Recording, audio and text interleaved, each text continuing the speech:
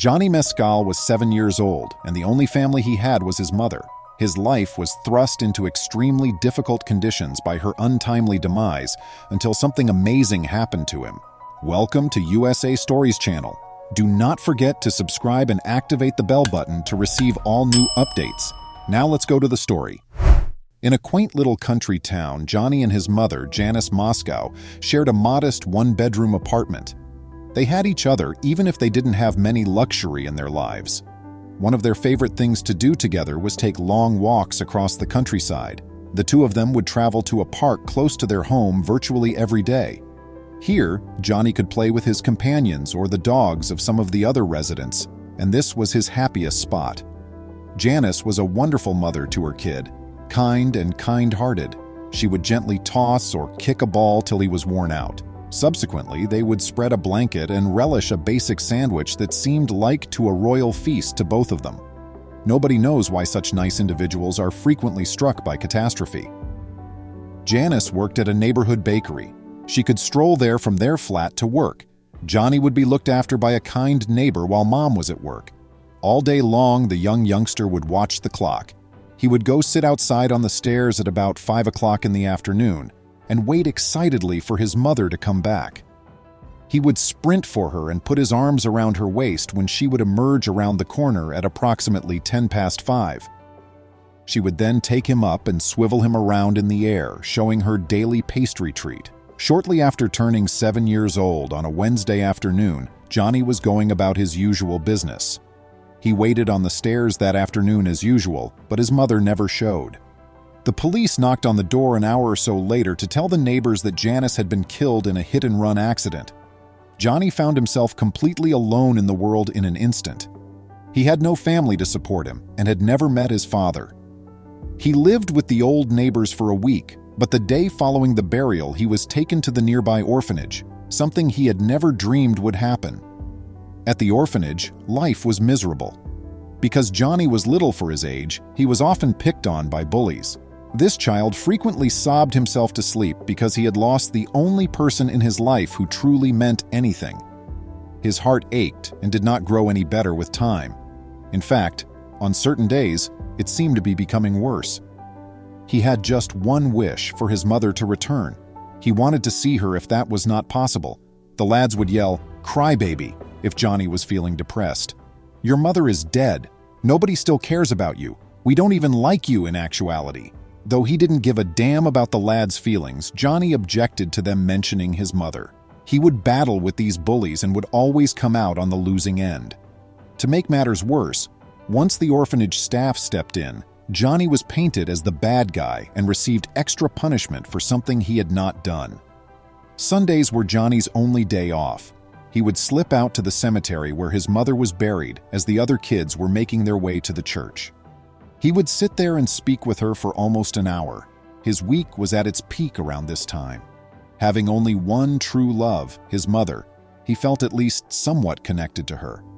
He used to tell her every Sunday, "Mommy, I miss you so much. Once more, I want to be with you. Would you kindly come fetch me?" He would then cover his emotions, lay a little wildflower on her grave, and slink back into the group as they made their way back to the orphanage from church. He was returning to his mother's cemetery about a year after her passing. He was only existing at the orphanage, though he had partially adapted to life there. There was little joy in life and little hope for improvement. He had kind of become used to the bullying, but now more than ever he just wanted his mother to come get him. "Mom, life is really hard for me here," he said at the end of their morning discussion after he had shared his concerns with her. "Please, take me to be with you. I implore you." Then, while he was sitting there sobbing quite uncontrollably, he became aware of a presence behind him. He turned back, wiping his eyes, believing that he had finally been discovered for missing church and that he was now in big danger. He was shocked to see a stunning woman standing there. The girl said, "Why are you so sad, little boy?" The light shining from behind her gave her an almost angelic appearance. It took Johnny a few moments to compose himself and answer her.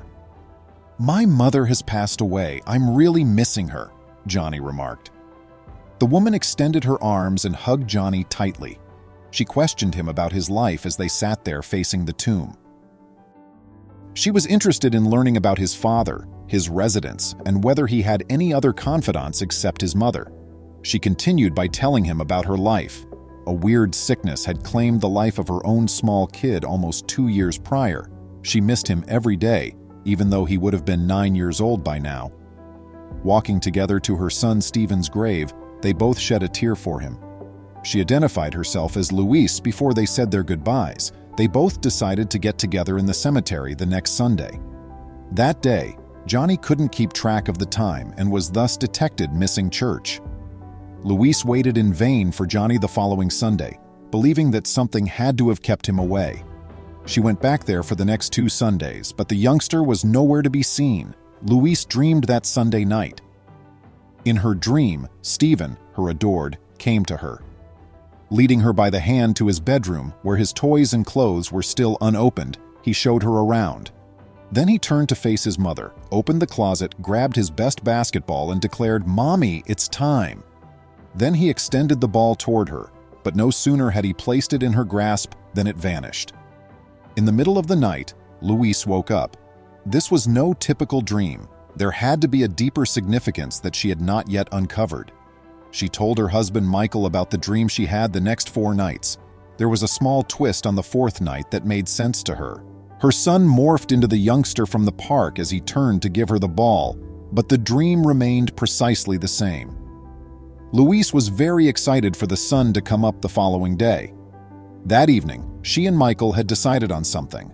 A remarkable event was going to transpire. Their sole goal as they traveled to the orphanage at first light was to locate young Johnny. The youngster Luis and Michael were searching for sat by himself under a tree in the corner. As they approached the orphanage's gates, with a little stick in the sand, he was sketching with his head down and his shoulders hunched forward. "Stop the car!" Michael was yelled at by Luis. She leaped out and went for Johnny as soon as he stopped. He heard footsteps approaching and glanced up, standing up just in time to see Luis take him up, swivel him around in midair, and cradle him to her bosom. Her eyes were overflowing with tears.